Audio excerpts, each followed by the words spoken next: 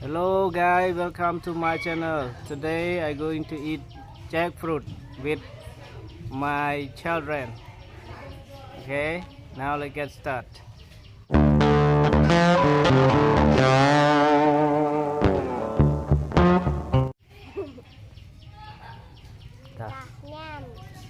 Nhâm nhâm nhâm nè,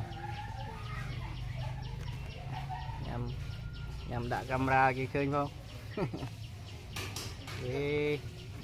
Jackfruit.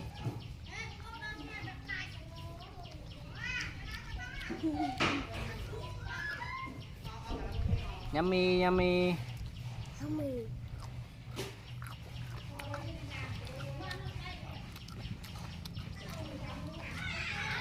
Papa anh dạy ăn lên vậy. Ông lê kia sẽ đạp đây, dừng dây máy kia sẽ đạp ba này. Vậy răng sẽ đạp đây.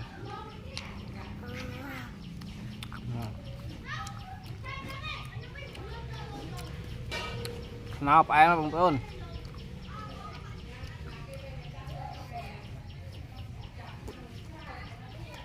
Mình một đi nữa ớt kinh một vùng.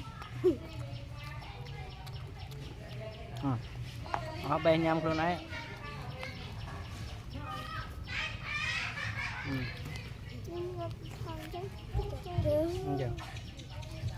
Cưới mới cưới.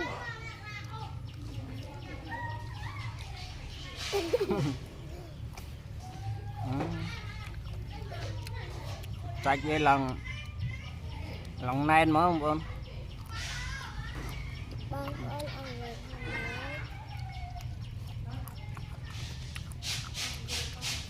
Đây lòng nen mà.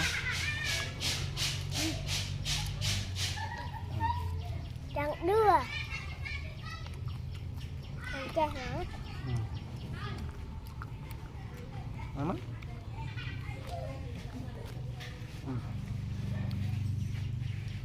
Quy ao chẳng mấy khơi một bạch một ở này. Nhằm cũng uất cũng mai ôn nè. Ngành men. Ngành men thì ngành men. Ngành nha.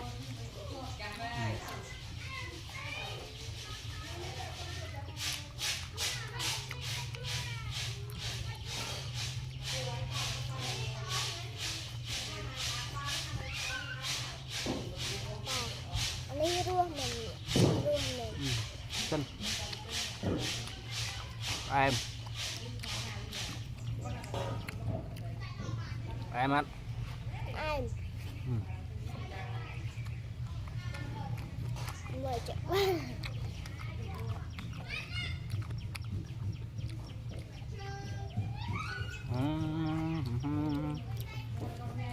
Ngang. Em. Cho con tức ăn. Này.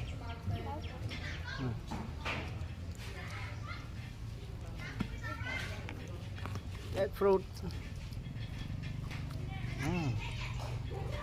So nice, so good.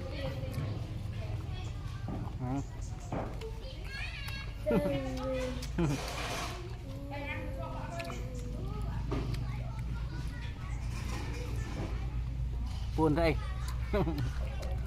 Tại ăn lê tại. Ăn lê.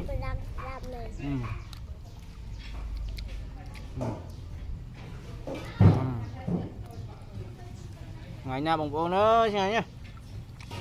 Em hả? Yummy.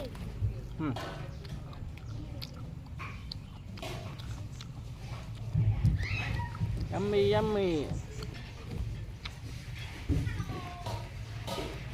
Em mình tên mà em á.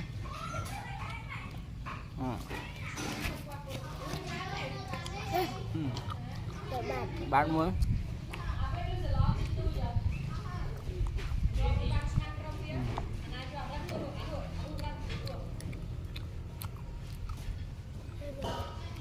Nhanh.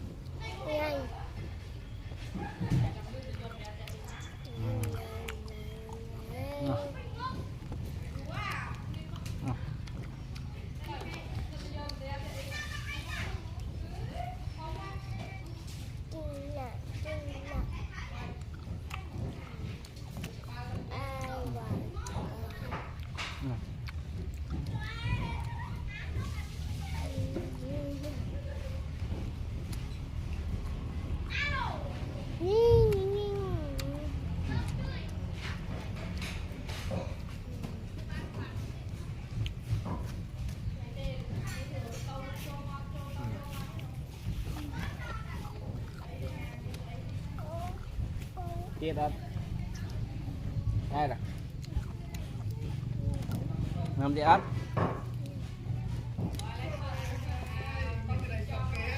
nè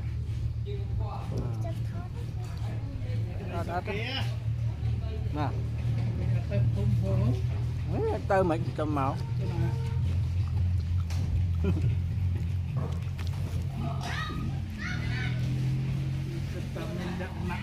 quay xịt nào lại hết cục rẽ nè like mấy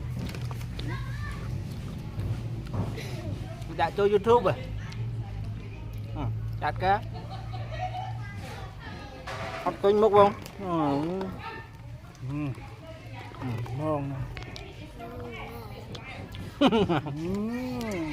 chiên hả bông bôn em món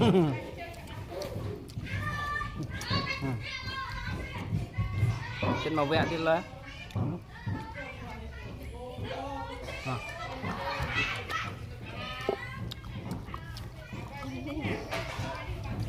vẹn đi lên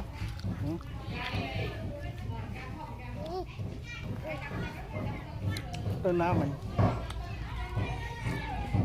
kì Anh lên ạ. mình này nào làm nó chặt cả sọtไปปูนเตรียมเตรียมอาทานอะไร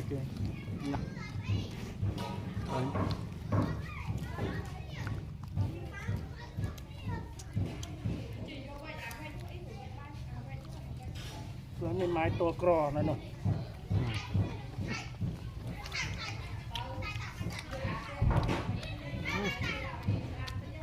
chết mà